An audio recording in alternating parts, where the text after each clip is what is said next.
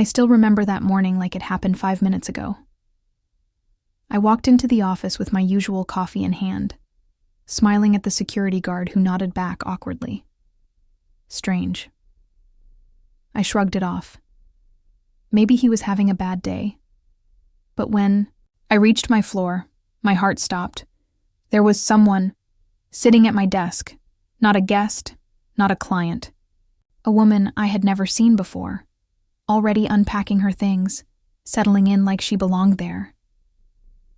I blinked, thinking maybe I walked into the wrong office. But no. There was my family photo still sitting there, pushed to the side like it didn't matter. Confused, I turned towards my manager's office. He was standing by the door, arms folded, avoiding my eyes. "Hey," I said, my voice a little shaky. "What's going on?" He didn't even pretend to be concerned. Didn't even ask me to sit down. Instead, he shrugged casually and said, "It's nothing personal. We're just moving in a different direction." That was it. No thank you. No apology. No explanation for 5 years of weekends given up, late nights logged in, personal sacrifices made, just a cold sentence delivered without a hint of regret. I stood there, feeling everyone's eyes on me. Co-workers I thought were friends, looking away, pretending to be busy. In that one moment, everything I believed about loyalty, about hard work, about trust, shattered. But what no one knew, not even me at the time, was that in exactly 3 months, the very people who discarded me like yesterday's news would regret every second of it. And I would be there, standing tall, watching it all unfold. I wasn't supposed to stay there long. When I first took the job, I told myself it was temporary, a stepping stone. Fresh out of college, eager to prove myself, I thought, 1 year, maybe 2. But life had other plans. Before I knew it, a year had turned into 2, 2 into 3, and somewhere along the way, I stopped counting. It wasn't just a job anymore. It became a part of my identity. The company's success felt like my success. Their struggles felt like my struggles. I was the first one in and the last one out. If a client had a late-night emergency, I was there. When a project was about to fall apart, they called me. Not because they had to, but because they knew I'd say yes. Every time. There were weekends spent hunched over reports while my friends were out celebrating birthdays. Late nights at the office fueled by vending machine coffee and takeout dinners. Family vacations I skipped because there was too much on my plate. Mom's disappointed voice over the phone still echoes in my mind. "You work so hard, but do they even appreciate you?" I laughed it off. I told her loyalty mattered. That hard work always paid off. I believed it. Promotions came, but slowly. Raises trickled in. Just enough to keep hope alive, but never enough to match the effort. Whenever I asked for more, there was always a reason to wait. Next quarter. After the new client signs. Once we stabilized the budget. And every time, I swallowed my disappointment and told myself, "Be patient. They'll see. They'll remember." I became the person everyone relied on, but no one celebrated. Birthdays forgotten. Milestones ignored. Wins brushed aside with a polite nod instead of real recognition. But still, I stayed. Because I thought loyalty was supposed to mean something. Because I thought one day, when it mattered most, they would stand by me the way I stood by them. Because deep down, I believed that hard work, dedication, and loyalty were currencies that never devalued.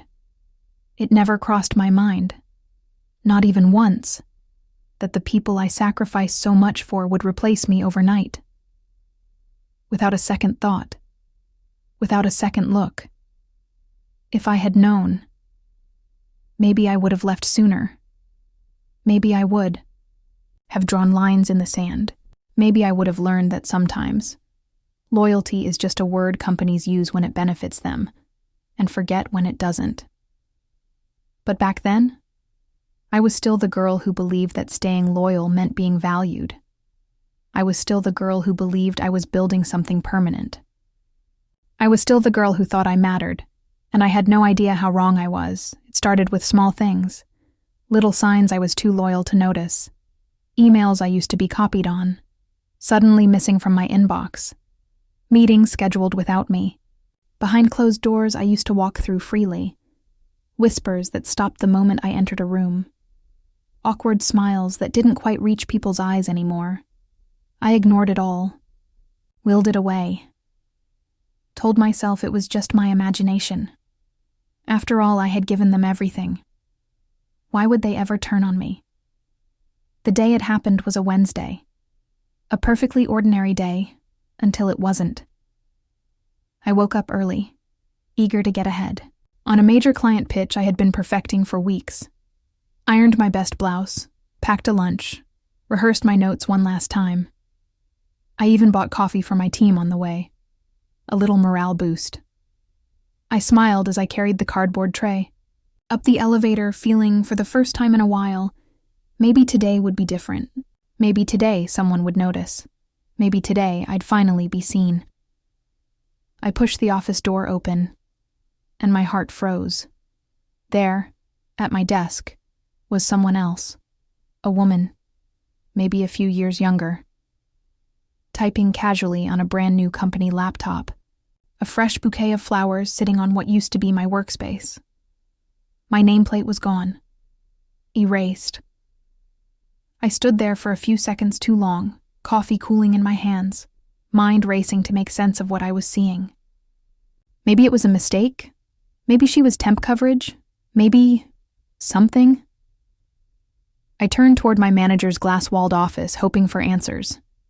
He was there, leaning casually against his desk, arms folded, smirking slightly like he'd been expecting this moment. I knocked gently, stepped inside, heart hammering. "Hey, what's going on?" I asked, forcing a laugh I didn't feel. He didn't offer me a seat. He didn't even pretend to be kind. Instead, with a tone so casual it almost sounded bored, he said, "It's nothing personal. We're just moving in a different direction." I stared at him, stunned. The words didn't register at first. What direction? Without me? After everything? I opened my mouth to ask something, anything. But he beat me to it. "You can clear your desk by the end of the day," he added, eyes already flicking back to his computer screen, dismissing me. Like a nuisance. That was it. 5 years. 5 years of loyalty, sacrifice, late nights, missed holidays, weekends spent working, erased in a 30-second conversation. No gratitude, no apology, no offer to stay until I found something else. No acknowledgement of what I had poured into their company. Just a stranger at my desk and an exit waiting for me. I stumbled back into the hallway, the faces of my coworkers a blur. People I had eaten lunch with, laughed with, stayed late with. None of them could meet my eyes. Some pretended to be busy. Some whispered behind their monitors. A few had the decency to look ashamed. Most didn't. I walked to my desk. No, her desk now. And started gathering my things. My hand shook as I pulled out the drawers. Photographs of my nieces, birthday cards from years past, small tokens of a life I thought I had built here. She didn't even stop typing, didn't even glance up. Maybe she didn't know, or maybe she didn't care. The cardboard tray of coffee sat forgotten by the elevator. By the time I noticed, it was too late. Spilled across the floor, a sticky puddle. No one bothered to clean up. I packed my things in silence. No one offered to help. No one said goodbye. When I finally walked out, head held high only because I refused to let them see me break, I felt something crack deep inside. It wasn't just the betrayal. It was the realization that I had never mattered to them at all. I was a resource, a line on a budget sheet, a replaceable cog they could swap out without a second thought. I stood at the elevator, box in my arms, staring at my reflection in the polished doors. Tired eyes, tight smile. A woman who had believed loyalty was enough and had been proven wrong. As the elevator doors slid closed, cutting me off from everything I had built, one thought settled heavily in my chest. I gave them everything, and it meant nothing. I didn't know it then, but this wasn't the end of my story. It was the beginning of a much better one, and it would only take 3 months for them to realize exactly what they had lost. The first few days after losing my job were the hardest.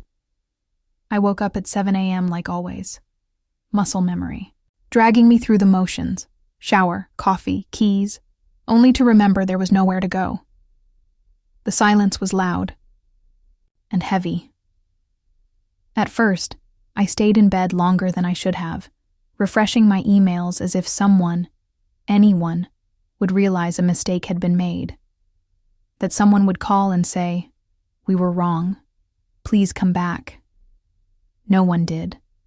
The friends I thought I had at work? They disappeared. The text messages stopped. The LinkedIn endorsements they once promised never came. It was like I had been erased, not just from the company, but from the lives of people I thought cared. It hurt more than I wanted to admit, and for a while, I let it hurt. I let it break me a little, but not for long, because somewhere deep under the sadness, anger began to simmer. Not rage, not the kind that lashes out and burns everything down. No, this was something colder, sharper, a quiet kind of anger that whispered, "Get up, not for them, for you." And so, I did. The first thing I did was update my resume, not with dry bullet points about tasks and responsibilities, but with the truth about what I had really accomplished. The contracts I saved, the clients I kept, the fires I put out when no one else could. For the first time in years, I saw myself without the company's shadow standing over me, and I realized I wasn't just a good employee, I was valuable, I was powerful, and I had been giving that power away for free. The second thing I did was learn. I signed up for online courses late at night, absorbing everything I could about leadership, negotiation, and business development. The skills they never bothered to teach me because they never planned to let me rise. While they thought I was defeated, I was building, quietly, steadily, brick by brick.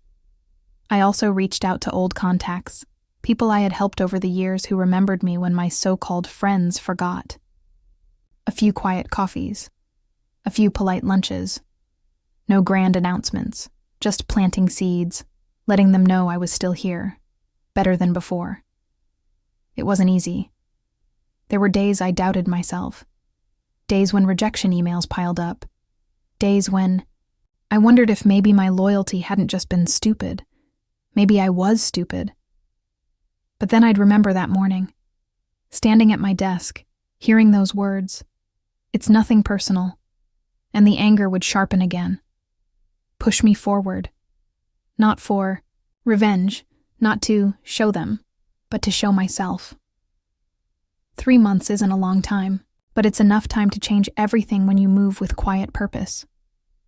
While they sat comfortably, believing they had gotten rid of dead weight, I was building a storm they couldn't see coming. And when it finally hit, it would be the sweetest sound they never heard coming until it was far, far too late. 3 months. That's all it took. 3 months of rebuilding quietly. 3 months of moving pieces behind the scenes.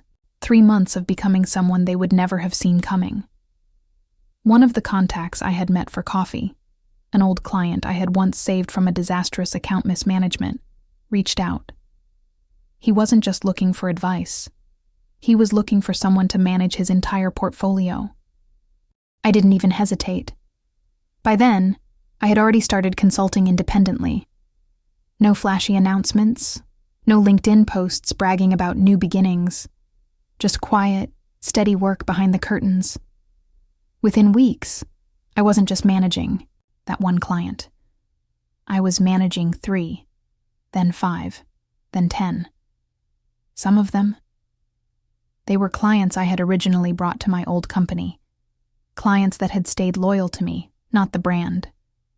Clients who remembered who had really fought for them when no one else would, and when they heard I was free, they didn't think twice. They moved their business away from the company that once thought I was replaceable. I never badmouthed them. Not once. I didn't need to. Their actions spoke louder than any words ever could. Behind closed doors, my old office started to crumble. Deals fell apart. Client satisfaction plummeted. The polished facade they wore so proudly started cracking, revealing the rot they tried so hard to hide. It didn't happen overnight. It never does. But slowly, inevitably, they started losing. Because they didn't just replace an employee. They severed relationships they didn't even realize existed. Connections they had never valued because they didn't have the eyes to see. I heard through the grapevine that my replacement, the woman who had taken my desk, had resigned within 2 months. Apparently, she realized too late that loyalty can't be bought, and reputation can't be faked. And the manager who told me it was nothing personal, he was fighting to save his department, grasping at accounts that were slipping through his fingers like sand. One of the clients he tried desperately to win back sent him a curt email. "We're happy with our new consultant." I was that new consultant, and I didn't even have to say my name for him to know. He knew. One afternoon, as I sat at a sunlit cafe, finalizing a new 6-figure contract, my phone buzzed. An unknown number. Instinctively, I knew who it was, before I even answered. I let it ring, let it buzz itself into silence, because there are some calls you don't answer, not out of spite, but because you've simply outgrown the person on the other end. They had their chance.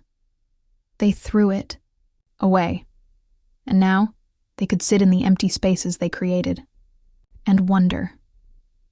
Meanwhile, I was busy building a life so full, so rich, so entirely mine, that I no longer needed their validation. The sweetest revenge wasn't shouting from rooftops or rubbing success in their faces. It was moving forward so fast, so freely, that they could only watch from the wreckage and regret ever letting me go. They taught me something, after all. Something they never intended. They taught me that loyalty should never be given blindly. That sometimes the best thing someone can do for you is to show you their true colors so you can stop painting them gold. And for that lesson, I was grateful. Truly, deeply grateful. Months passed, seasons changed, and for the first time in a long time, so did I. There was no dramatic showdown, no mic drop moment where I stood over them, demanding recognition. The real victory was quieter, and much sweeter than I ever imagined. I started traveling more, taking long walks in the mornings, meeting people who didn't see me as just a title or a resource. I built something real. Not just a career, but a life I loved. One where my worth wasn't tied to a company name printed on a business card. One evening, while sorting through old emails, I stumbled across a message from my former boss, sent weeks ago. Subject line, checking in, no apology inside. Of course, not. Just vague words. Hope you're doing well. Would love to catch up sometime. Maybe explore opportunities to collaborate again. I read it once, twice, then closed the laptop with a smile. There was nothing left to say. He wasn't reaching out because he missed me.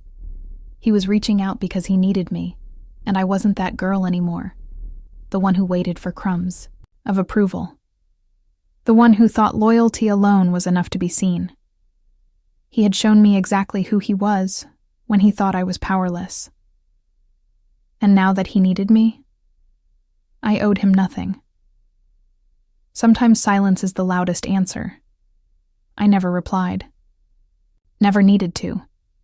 Because by then, I had learned the most important lesson of all. Not every betrayal is a tragedy.